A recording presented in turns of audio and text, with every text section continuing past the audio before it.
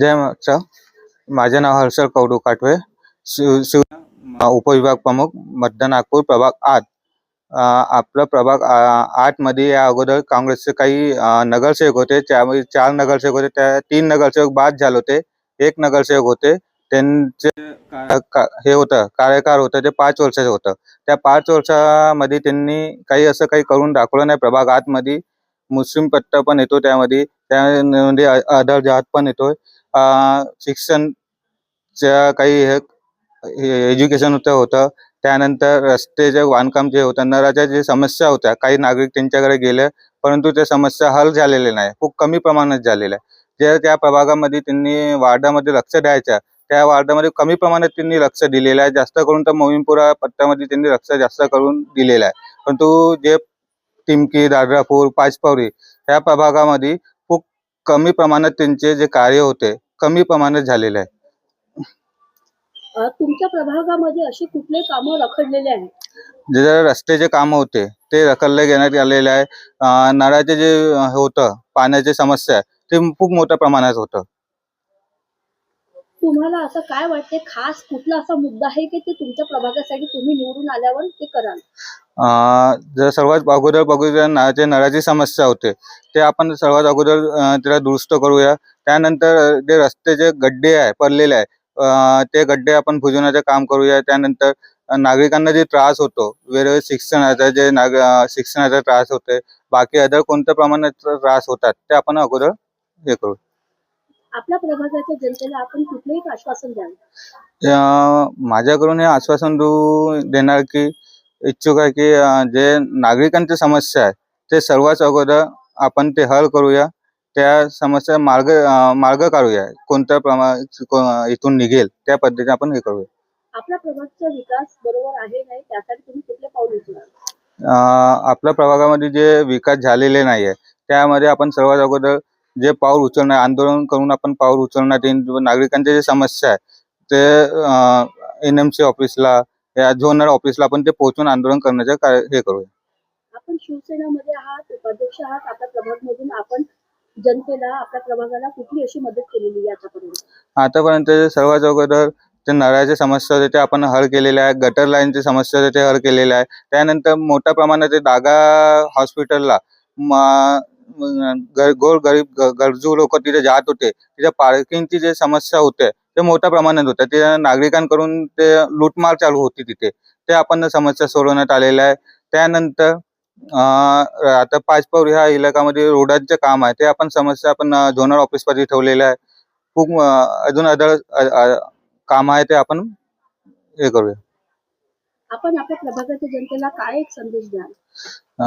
प्रभागाच्या जनतेला आपण हे संदेश देऊ की जे काम या अगोदरच्या नगरसेवकांनी नाही केलेले आहे, जे आपण माझ्या इच्छुक उमेदवारामधून जे काम होऊ शकेल ते आपण जनतेपर्यंत पोहोचू. नक्की त्यांच्या आश्वासनावर खरं उतरू, हे माझे उद्देश राहणार.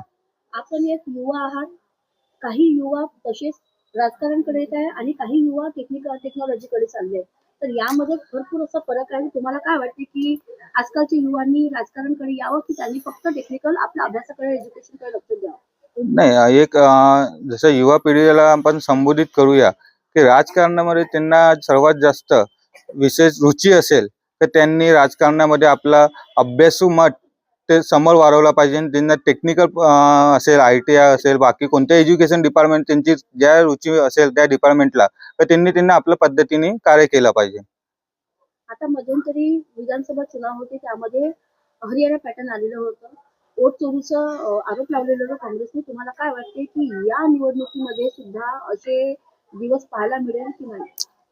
वोट चोरीचं जे काँग्रेसने लावलेलं होतं आरोप, जसं बघितलं गेलं का जेव्हा काँग्रेसची सत्ता होती, त्या काँग्रेसच्या सत्तामध्ये जेव्हा बॅलेट पेपरचं होतं, त्यानंतर काँग्रेसनीच EVM मशीन आणलेलं आहे.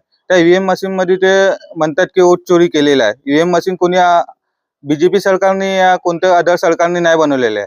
ते सर्वात आणण्याचं प्रारूप होतं ते काँग्रेसने केलेला होता. वोट चोरी कोणत्या माध्यमातून झालेली आहे, ते काँग्रेसला त्याचे हे द्यावं. लाडकी बहीण अस्तित्वात आलेली होती.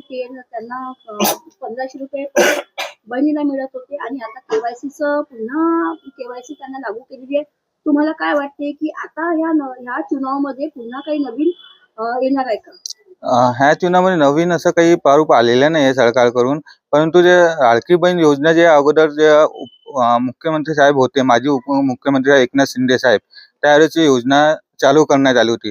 त्या योजनेचे लाभ गोरगरीब गरजू लोकांना झाला पाहिजे त्यासाठी ते योजना हे केली होती. पण केव्हाही त्या योजनेचा लाभ ज्यांना गरज नव्हती त्यांनी अतिरिक्त फॉर्म भरून, बोगस फॉर्म भरून त्या योजनेचे लाभ घेण्यात आले होते. परंतु त्या आताच्या जे करंट कंडिशनमध्ये मुख्यमंत्री साहेब आहे देवेंद्र फडणवीस साहेब, त्यांनी केवायसी केली. केवायसी यासाठी आणली की ते गोरगरिबांना पैशाची मदत मिळायला पाहिजे न, जे बोगस घेत आहे ते बंद होण्यात यावे त्याकरिता ते केवायसी मुख्यमंत्री फडणवीस साहेब यांनी आणलेली. पक्षाकडून शिंदे गट, तुम्ही शिवसेना पक्ष शिंदे गटकडून दावेदारी मागितलेली आहे. जर तुम्हाला शिवसेनाकडून उमेदवारी नाही मिळाली तर आपण स्वतंत्र लढणार का? यानंतर जे पार्टीचा निर्णय असणार, चाहे युती होणार का युतीचा आम्ही पाठिंबा करूया. जर स्वतंत्र लढण्याचे आम्हाला पार्टीचा आदेश आला व हायकमांडचा आदेश आला का आम्ही स्वतंत्र लढूया. शिंदे साहेबांनी म्हटलं आम्हाला की नाही, आता तुम्ही स्वतंत्र लढण्याची तयारी करा, का आम्ही आपलं स्वबळावर स्वतंत्र लढण्याचा प्रयत्न करूया. त्या आम्ही जिद्दी ताकदीने जेवढा प्रयत्न होऊ शकेल जेवढं आमच्या प्रमाणे काम करूया.